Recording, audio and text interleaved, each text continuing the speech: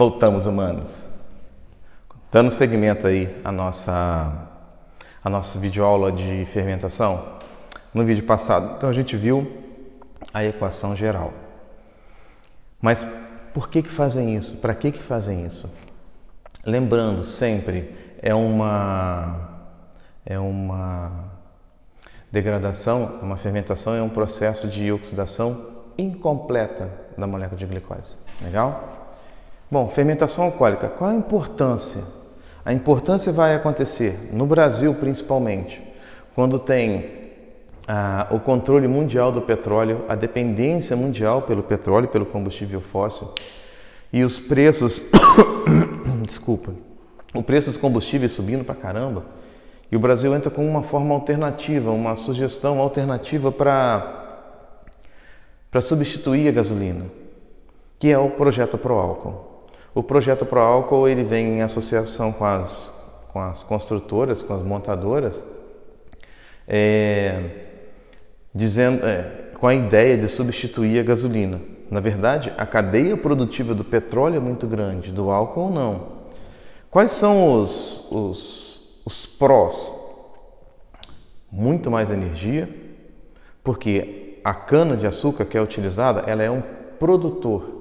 Se ela é um produtor, o seu potencial energético é bem maior do que o petróleo, que vem de um decompositor. Vamos usar a cadeia alimentar, ok?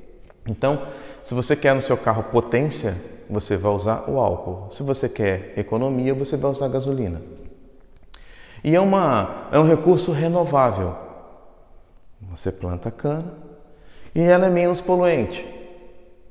Então, começa o Projeto Proálcool no Brasil, que hoje em dia é espalhado para muitos países por aí, e a nossa produção de cana-de-açúcar que começa a invadir algumas áreas, porque o combustível vai ser muito importante. Nós já tivemos o domínio internacional da açúcar, né, do açúcar, que hoje é da Índia, e toda vez que tem uma quebra na safra de cana da Índia, aqui no Brasil, diminui-se a produção de álcool combustível para vender açúcar.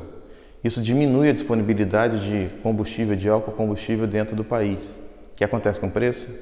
Sobe. Exatamente. Então, combustível.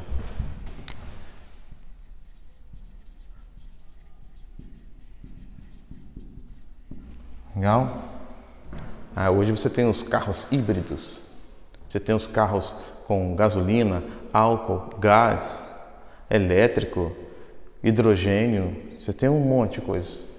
Álcool é um deles, tá bom? O álcool também vai ser muito importante na fabricação de pães, de bebidas. Legal? Cerveja, vinho, tem um monte de coisa assim, legal. Pães, bebidas, lembrando que libera CO2. Então vamos para algumas questõezinhas de prova aí. Olha só. Vamos fazer pão.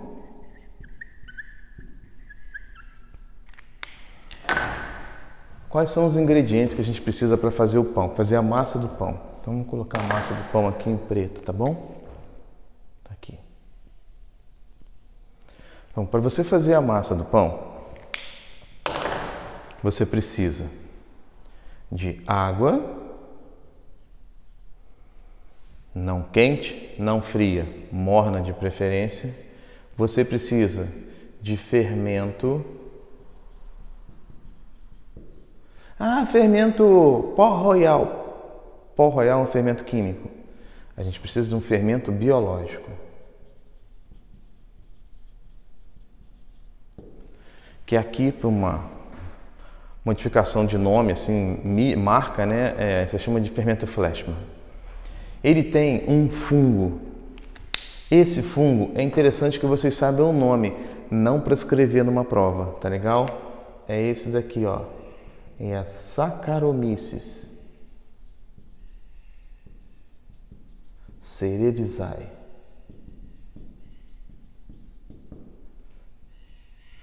Tem um monte de Saccharomyces, tá legal? Esse aqui é do fermento do pão. Esse aqui você compra desidratado, você compra gelado. Legal. O que mais que eu vou colocar aqui? Eu vou colocar açúcar, vou colocar um pouco de sal e vou colocar um ingrediente muito importante, que é a farinha de trigo. Farinha de trigo. O trigo é um cereal nobre. Ele é rico em amido, legal? O Brasil consome muito trigo, mas ele não tem na sua produção anual, produtividade brasileira, não atende o mercado brasileiro. Então, nós temos que importar esse trigo. Geralmente da Argentina, alguns países aqui do Cone Sul, tá legal? Então, toda vez que tem uma quebra na safra de trigo lá, aumenta aqui biscoito, aumenta pão, aumenta macarrão, aumenta um monte de coisa, porque a gente depende deles, tá bom? Então, olha só, peguei esse fermento, diluí nessa água morna. Isso ativa metabolicamente os fungos. Eu preciso provocar uma multiplicação desses fungos, então eu vou colocar o açúcar. E ele vai começar a se multiplicar aqui. Eu preciso de um equilíbrio iônico, um equilíbrio osmótico desse fungo em relação à água, então eu coloco um pouquinho de sal. E depois eu vou colocar a farinha de trigo, que é rica em amido, legal? E vou colocando, vou mexendo, colocando, mexendo, colocando, mexendo. Lembrando, dentro da massa não tem oxigênio. Fora da massa tem oxigênio. Esses fungos aqui, eles são anaeróbicos facultativos. Anaeróbico facultativo é aquele que faz o seguinte: tem oxigênio, eu respiro aerobicamente. Não tem oxigênio, não tem problema, eu faço fermentação, tá legal? Anaeróbicos facultativos. Se ele não conseguir sobreviver na presença de um oxigênio, ele não é um anaeróbico facultativo, ele é um anaeróbico obrigatório, ok? Beleza? Então nós estamos falando de anaeróbicos facultativos. Esse nomezinho facultativo vem na sua prova, tá ok? Bom, preparei a massa, amassei tudo direitinho, então agora eu vou sovar essa massa. Quando eu sovo essa massa, eu vou compactar essa massa. Eu vou tirar toda a bolinha de gás que tem ali dentro e vou colocar aquela massa para descansar. Então, vamos colocar aqui. A massa está aqui. Que eu preparei.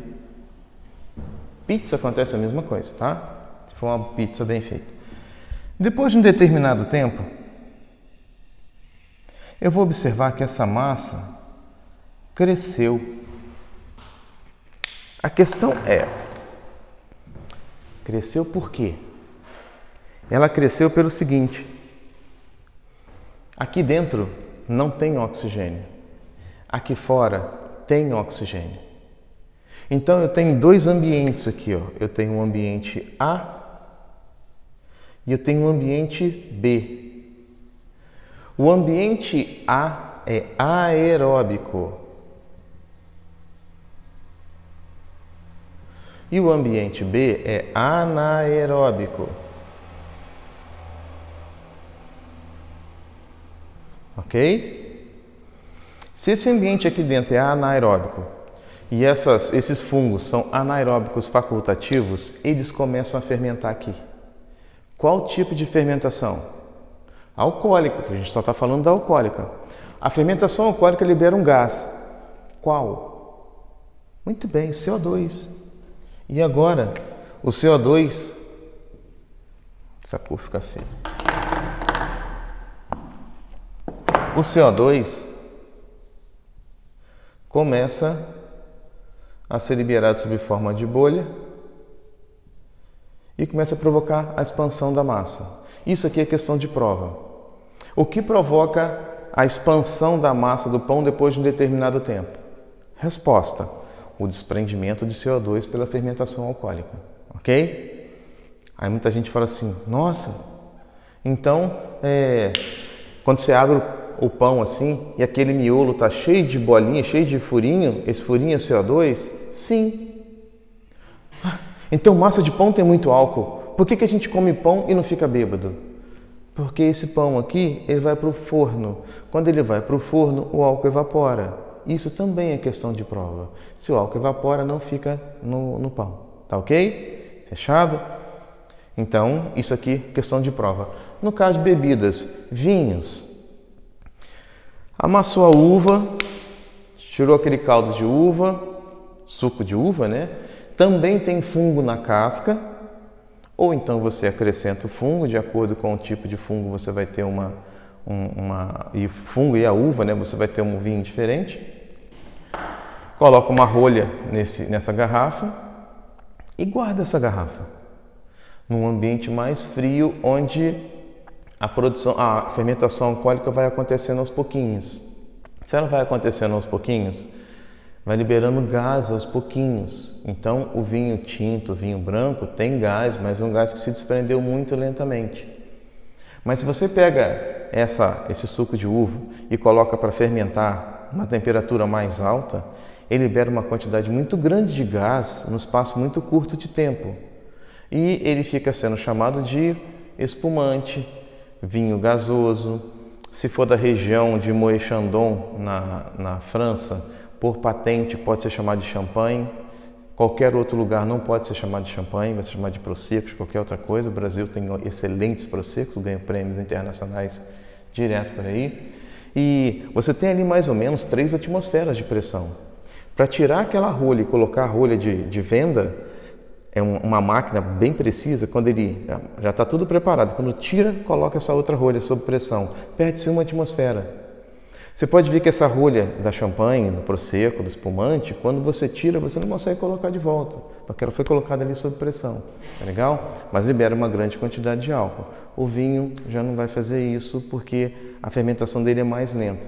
Tem os frisantes, que também tem uma quantidade de gás legal entre o vinho normal e o prosecco. Tá legal? A partir dessa fermentação, você consegue também retirar esse álcool. Então, você faz uma fermentação, depois você faz uma destilação, que aí já é um outro processo, pega só o álcool e vai fazer uma bebida destilada. A bebida destilada teve que passar por uma fermentação primeiro para conseguir liberar o álcool, tá bom? Então, nós temos aí a importância econômica do álcool, combustível, pães e bebidas. Tá legal? A gente se encontra daqui a pouquinho, de novo, continuando aí a sequência da fermentação, na fermentação lática. Tá bom? Falou, manos!